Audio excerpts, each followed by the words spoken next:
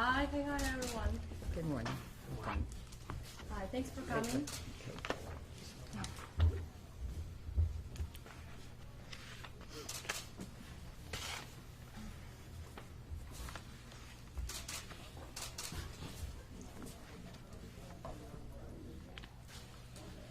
Just a moment, please.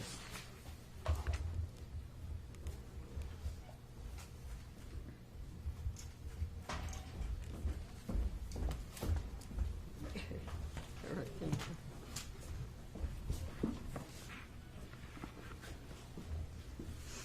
Okay.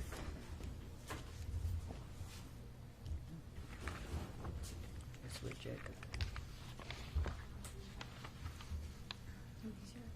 All right. Thank you, everyone, for coming today. I'm Attorney Gloria Allred, and today I'm honored to be here with Veronika Didusenko, Miss Ukraine 2018. Veronika and her 7-year-old son were forced to flee from Ukraine, her homeland, and the country she loves, on February 24th, 2022, when Putin began to bomb Kyiv, the city in Ukraine where she and her son reside.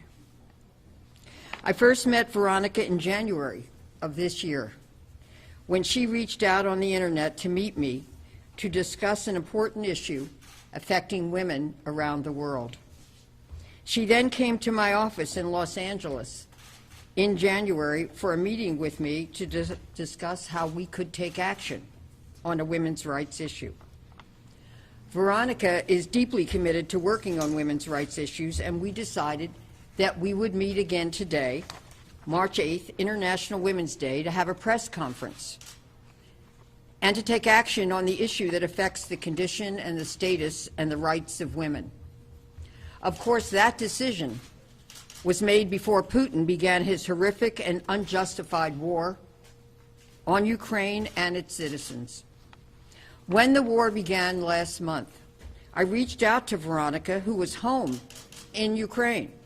I was concerned for her safety and the safety of her son, and I thought that under the circumstances, she would not be able to make her trip to Los Angeles. But Veronika decided to make what seemed to be impossible possible. Like so many other Ukrainians, she is deeply committed to her values, her homeland, and her rights. She traveled through war-torn Ukraine with her young son and through 4 countries to get her child to a safe place. And then she came here to do the press conference in Los Angeles today with me on International Women's Day. Because this war is continuing, even as we speak on this day, we want to highlight both the courage and the suffering of the mothers and children of Ukraine, who have been fleeing through bombing, shooting, fires, and destruction all around them to get to safety with and for their children. Many have lost their homes, many are separated from their husbands who must stay and fight the Russian military, and many have lost members of their family who have been killed or are too frail, elderly, or sick to leave Ukraine. Many of these mothers and children are leaving or have left and have no idea where they will be able to live with their children and if they will be able to return to their former homes, their friends, their family, their co-workers, and the land and people that they love. Many are trying to find a place in Europe to live, and Europe has helped. But Europe is experiencing a refugee crisis, with more than 1 million refugees entering their countries in a short period of time, and millions more are expected. As Americans, we must do everything possible to open our doors as well to these refugees, and particularly mothers with children. Today, I urge President Biden to immediately announce that he will give Ukrainians the opportunity to come to the United States if they so choose. He should issue them, quote, humanitarian parole, end quote, which would allow them, after being screened, to enter and stay in the United States without a visa because of this urgent humanitarian crisis. Many refugees from Afghanistan were admitted to the United States and allowed to stay here because they were issued humanitarian parole. This approach is necessary and urgent because the visa process could take many months or longer, and the delay in that process may put the lives of mothers and children at risk. A portion of the poem by Emma Lazarus on the Statue of Liberty says, quote, "Give me your tired, your poor, your huddled masses yearning to breathe free, the wretched refuse of your teeming shore. Send these, the homeless, tempest-tossed to me. I lift my lamp beside the golden door." End quote. We are a big country with a big heart. Many of our parents and grandparents came to this country as refugees and were looking for a better and safer life. I know that Ukrainians want to return home to their country when it is safe and possible for them to return. But for now, millions of Ukrainians have no place to live. Europe is doing what it can, but we must step up as well. I call on President Biden to announce as soon as possible that he will provide humanitarian parole and allow as many of these Ukrainian mothers and children to enter the United States as soon as possible. Today is International Women's Day, and the time for urgent action is now. And now I present a woman who inspires me, Thank you. Veronika. Veronika, move over here, please. Thank you. Thank you, Gloria. It was a heart-touching message, heartbreaking and touching message. And I'm grateful to you for saying all of this. It's so important for all of the Ukrainian women and their children and for the whole Ukraine. Thank you. Thank you. Thank you so much. Thank you. Thank you. My name is Veronika Didusenko. I'm from the besieged city of Kyiv, from the war-torn Ukraine. On February 24th, my 7-year-old son and I were awakened by sirens and explosions. Kyiv, a city of more than 3 million people which was asleep, without any formal declaration of war, without any hope for its inhabitants to take shelter, was hit by an enemy bomb. In between raids, we, along with tens of thousands of families, of other families, tried to get out of the city. Thousands of cars formed a traffic jam on the highway on the way out of Kyiv for many hours. Directly above my head, dozens of Russian helicopters with troops were bombing the Hostomel airfield in their effort to take it. The airfield was formerly famous for being home to the largest aircraft in the world, the Ukrainian Mriya. But now, in this war by Putin against Ukraine, the Russian military burned it down.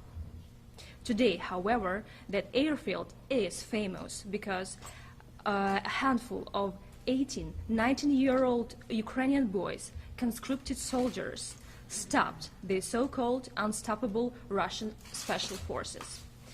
As I was fleeing with my young son, I could see that there was a real air battle above our heads. On my many-way journey to the border of Ukraine, there was no place where sirens would not sound, where rockets and bombs would not explode. In order to get out to this safe place with my son at a home of friends who could help us, we had to travel through 4 countries: Moldova, Romania, Luxembourg, and Switzerland. I had hoped to fly to Los Angeles with my son for a temporary trip. I went to the U.S. Embassy in Luxembourg to apply for a visa for my son. I had a visa which has been issued to me some time ago. But when I applied for a visa last week for my son, the visa for him to travel with me to the United States was denied. Therefore, I had to leave my son with my friends in Geneva until I returned at the end of this week. I was forced to choose between staying with my son in Switzerland or coming to Los Angeles. It was a difficult choice, but my son was safe with my friends in Geneva. Consequently, I went to Los Angeles to be with Ms. Allred because a few months ago we planned to be together on International Women's Day to discuss women's rights around the world. After I arrived, however, Ms. Allred and I decided that most important was to discuss what is happening to mothers and their children in Ukraine as they are forced to flee. Right now, millions of Ukrainian children and their mothers are trembling at every sound in the subway stations and bomb shelters. Even more heartbreaking is that women are given birth in such conditions in these shelters. Right now, Russian aircraft, missiles, and multiple rocket launchers continue to strike at dozens of Ukrainian cities. The Kremlin called the invasion of my country of 40 million of people not a war, but rather a special operation against the Nazis. They invented this story, and it is nothing but Russian propaganda. It is Putin who behaves like a Nazi in every war crime he commits in Ukraine.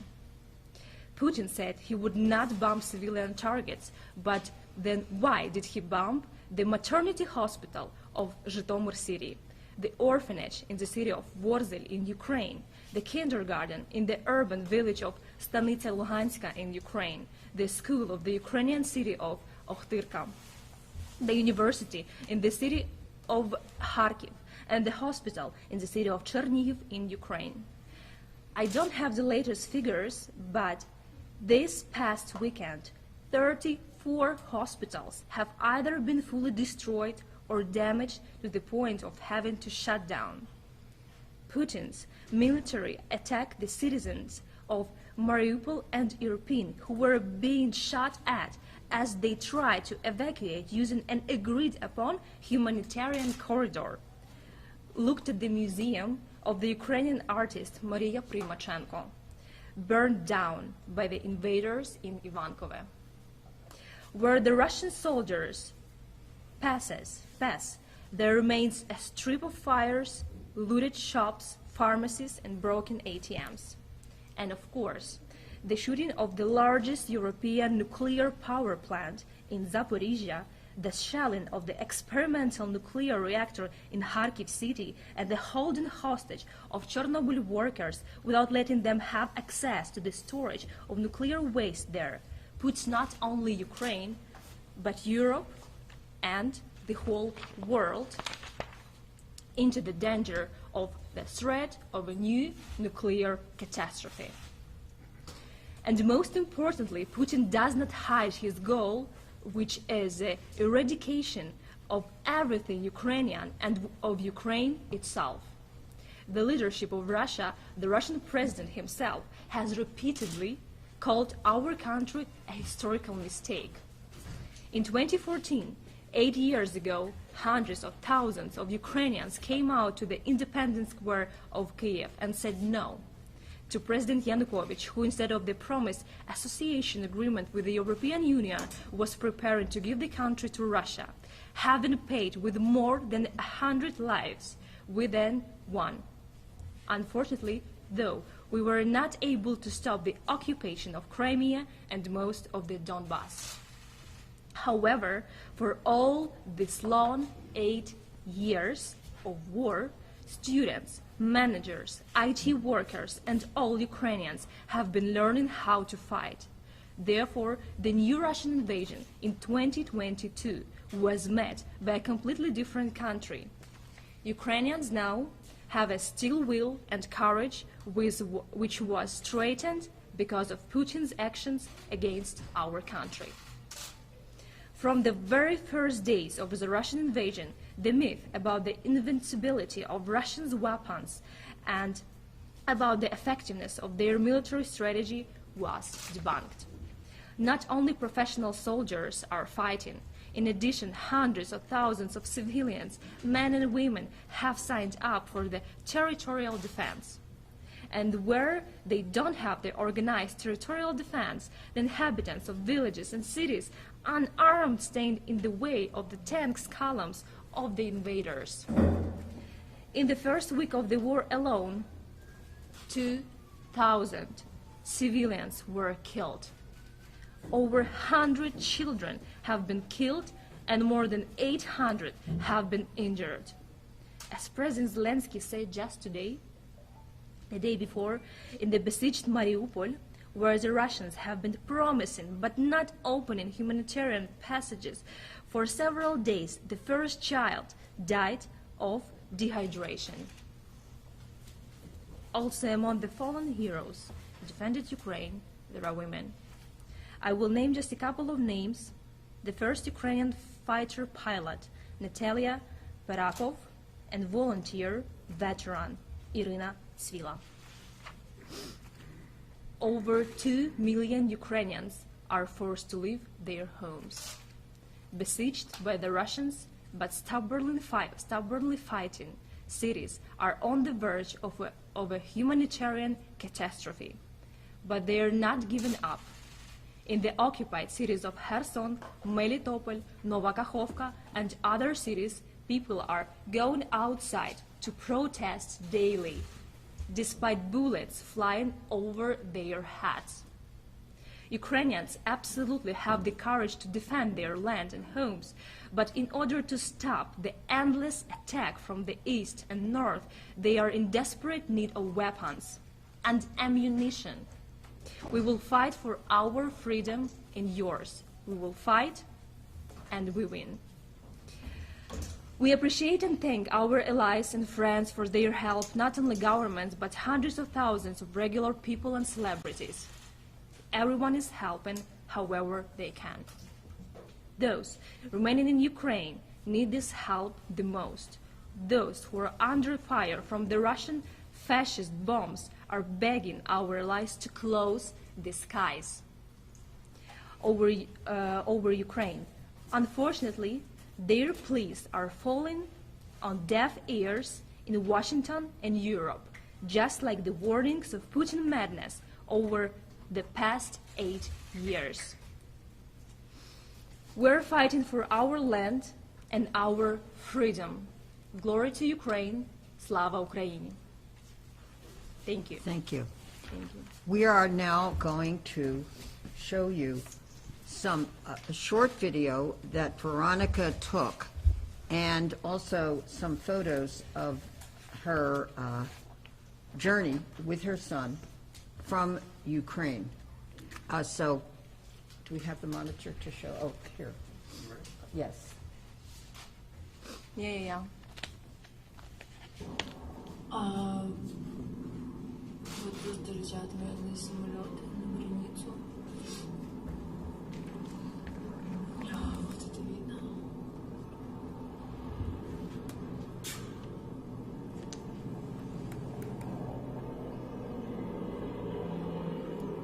It's Russian helicopters. Yeah. Это очень Russian helicopters. Yeah, they're flying to bomb the Hostomel airfield. It was 50 of them. Yeah. It was. And then we'll show the photos.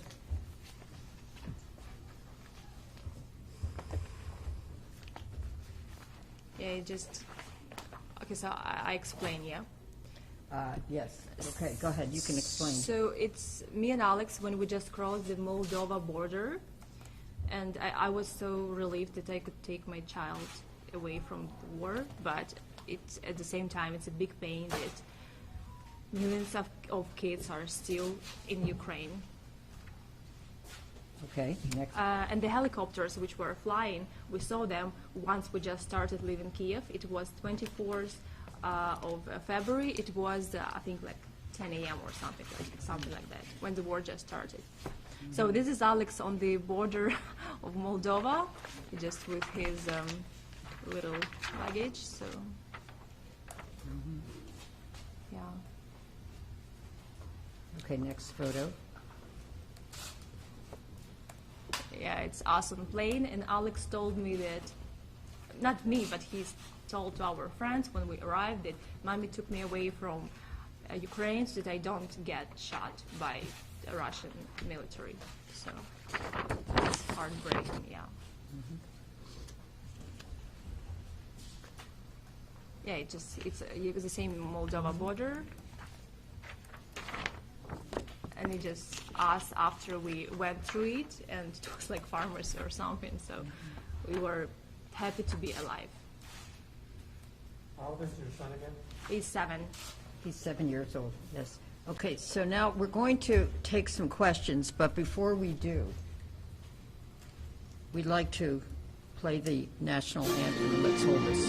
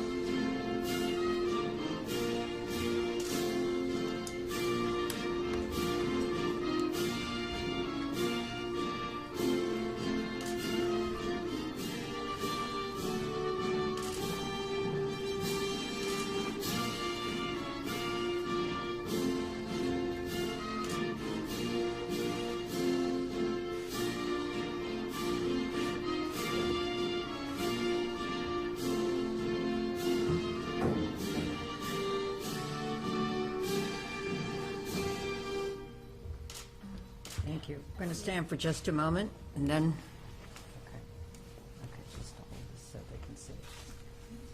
We ordinarily would stand during the national anthem, but because of the Zoom camera, we stay seated. But of course, we respect the national anthem and Ukraine.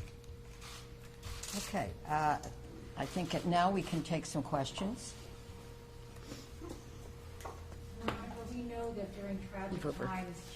We know that during tragic times, most often women and children suffer the greatest. Yeah. Can you just tell us in your own words, what was that flight to freedom like? What was it? What? The What flight was the to freedom, what was that freedom like? in your own words? Oh, it was not actually flight. It No, was- yeah, but she means Yeah, I leaving. know. Yeah. I know. But it was horrible because so many children and their mothers trying to just to get to the border of Ukraine. It can take up to like 3 or 4 days driving like non-stop. So it's a big traffic jams, everyone trying to escape. But what is more violent at the moment, that Russian militaries sometimes stop and shot at these innocent people who are trying to escape. Can you imagine? They don't allow humanitarian corridors to happen. They close it. They don't let them happen. And when they see this, someone's trying to escape, they can shoot at them. They can kill people, kill children. So it can take up to few days. And now my mother and my grandmother, my father, they stayed in Kiev, and they even cannot leave. First of all, they don't want to leave. They want to protect their land, their home.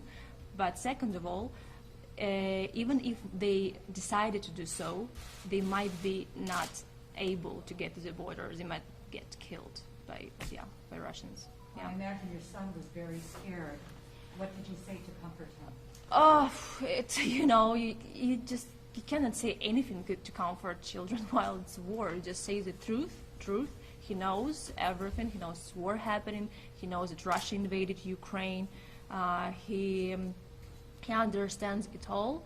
But what I could tell him that, we are, while you're in shelter, it's safe. So even on the way to border, so we stayed in one of the cities on the way and had night there, but we had to move to shelter like every time we heard a siren, and in shelter it's safe. So he was a little bit feeling okay because he knew it's safe. But even when we crossed the border, me and my son, we could still hear the sirens in our ears. We could still the explosions, the rocket sounds. So it took us a week, more than 10 days now, to just to get to our normal state of feelings. Yeah, so it was very difficult. And some people, they're staying on the borders. There are 2 million of people who left Ukraine at the moment. And all the 2 million, they are on the border of Ukraine. They can be there like for up to 60 hours sometimes, you know. They just stay there. It's like big queues. Borders are, other countries, like they're doing everything possible to take people, but there are too many of them. Yeah. How hard was it to leave him there? To leave? How hard was it to leave your son?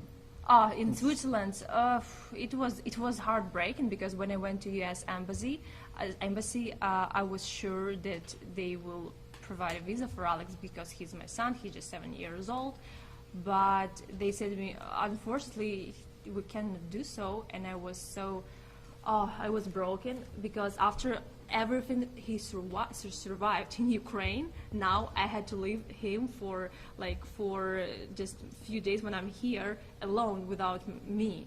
So how a kid who survived like bombing of Kiev, how could I leave him? But I was fortunate, and he was studying in international school, and one of his classmates, they just moved to Geneva just a few months ago.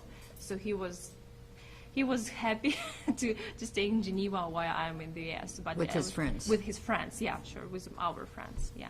If there's one specific thing that you're asking for today, Yeah. what is the most important thing that you want the American people to know? Yeah, to close the skies over Ukraine, so that not so many civilians are dying, because that's the most horrible. People are dying in shelters with no food, no water, no light, no warmth, you know. And it is tragedy for the whole. It's terrorism by Putin. It's like terrorism. He's playing against even the war rules. You know, I want civil people to be alive and be okay. I want to close the skies for Ukraine. What are the prospects of getting a visa for your son? What are the prospects? Of getting a visa for your son. I would say at this point, and this is why I have emphasized the humanitarian parole, I don't think she could get a visa for her son at this point. But she is going back to be with her son this weekend. And, but we want other mothers and children who really don't have any place and who do want to move to the United States or visit the United States to be with many friends and family they may have here, or just to have the opportunity to accept the invitation of nonprofits to come here who will help them if they're here. You know, we need to have action on that. There are many things that have to be done, and I think that the President did something very important this morning when he decided to restrict oil from Russia to the United States. That was very brave on his part. And there's so much more that the administration is doing and more that I know they want to do. But we all need to do everything we can because every single American has a stake in what happens in Ukraine. And we're all paying the price of what happens. I want to say one last thing, and two last things. One is that I do want to commend the bravery also of the women who are still in Ukraine. Many of them are fighting the Russian military forces. Many of them are making Molotov cocktails. Many of them are fighting with the military. And many of them are doing whatever they can do. These are so brave. And we remember them, and they are inspiring to us. Finally, I do want to say that when Veronika came in January, she had a very important issue that she came to me to discuss. And we're going to talk about that issue today and the action we were going to take. We are going to do that tomorrow, right here. But it's a different issue. And we wanted to do, and someone else will be joining us for that. And we will let everybody know about that tomorrow. So we want to thank the wonderful Veronika, who is such a beautiful representative of her country, for her courage in in fleeing, but then now being a voice Yeah. for Ukrainian mothers and their children and for the people of Ukraine. Yeah. Yeah. Ukraine needs help, and Yeah. yeah. So we do ask for help for the Ukraine with weapons, with ammunition, with clothes in the sky. Mothers and children needs it. They Okay. need it. Yeah. Thank you everyone for coming. All right, thank you. Thank you. And we'll see some of you tomorrow. And thank you, Gloria, for making all of this happen. All right, Thank you. Thank you. okay, all right. So we'll go.